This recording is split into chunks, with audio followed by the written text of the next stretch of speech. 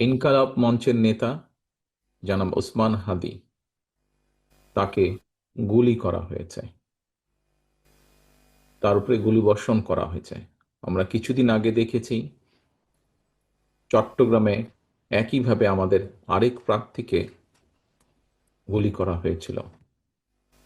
প্রিয় ভাই বোনেরা, প্রথমেই আমি এই ঘটনার জন্য তীব্র ঘৃণা এবং প্রতিবাদ জানাচ্ছি। আমাদের উচিত হবে সারা বাংলাদেশে গণতন্ত্রের পক্ষে যত মানুষ আছে প্রত্যেকটি মানুষের উচিত হবে এই ঘটনার তীব্র প্রতিবাদ এবং ঘৃণা জানানোর। আসো, আমাদের আজকের এই অনুষ্ঠান থেকে আমরা এই ঘটনার প্রতি তীব্র ঘৃণা এবং প্রতিবাদ জানাই এবং একই সাথে বিএনপি এবং ছাত্র দলের দায়িত্বশীল একজন কর্মী হিসাবে আমাদের দায়িত্ব হবে প্রশাসনকে, যারা এই ঘটনার সুষ্ঠু তদন্ত করবে, তাদেরকে আমাদের অবস্থান থেকে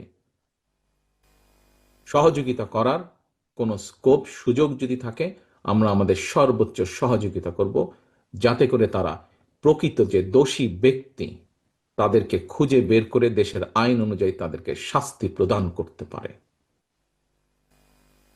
প্রিয় ভাই বোনেরা, দেশ একটা অত্যন্ত সংকটের ভিতর দিয়ে যাচ্ছে। আমরা দেখেছি গত এক বছরে বিভিন্ন সময় বিভিন্ন ব্যক্তি, বিভিন্ন সংগঠনের সদস্যরা হুমকি দিয়েছে প্রকাশ্যে যে প্রত্যাশিত নির্বাচন আগামী ফেব্রুয়ারি মাসে, সে নির্বাচনকে তারা হতে দেবে না, বাধাগ্রস্ত করবে। প্রকাশ্যে হুমকি দিয়েছে একটি দল, গোষ্ঠী বা কিছু ব্যক্তি এই দেশকে, দেশের মানুষের শান্তি, স্থিতিশীলতা বিনষ্টের জন্য উঠে পড়ে লেগেছে। এবং এই কারণেই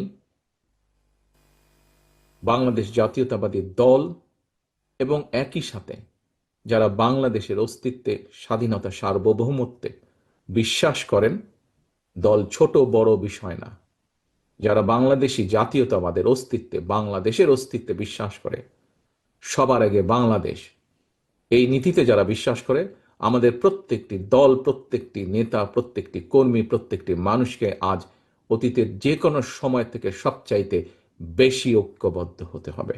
কারণ যারা এই দেশের স্বাধীনতাকে ধ্বংস করতে চায়, এই দেশের সার্বভৌমত্বকে ধ্বংস করে এই দেশের স্থিতিশীলতাকে ধ্বংস করতে চায়, তারা তাদের ষড়যন্ত্র যে শুরু করে দিয়েছে, আজকে ওসমান হাদির ঘটনা দিয়ে তা প্রমাণিত হয়। আমরা বিভ্রান্তি ছড়ানো থেকে প্রত্যেককে বিরত থাকতে হবে। কেউ যাতে কোনো বিভ্রান্তি ছড়ানোর সুযোগ না পায় সেই ব্যাপারে আমাদেরকে সচেতন থাকতে হবে। এবং একই সাথে তদন্তের স্বার্থে যারা তদন্ত করবে, সত্যিকার অপরাধীকে যারা ধরবে, আমাদের অবস্থান থেকে যতটুকু সম্ভব আমরা সর্বোচ্চ সহযোগিতা করব।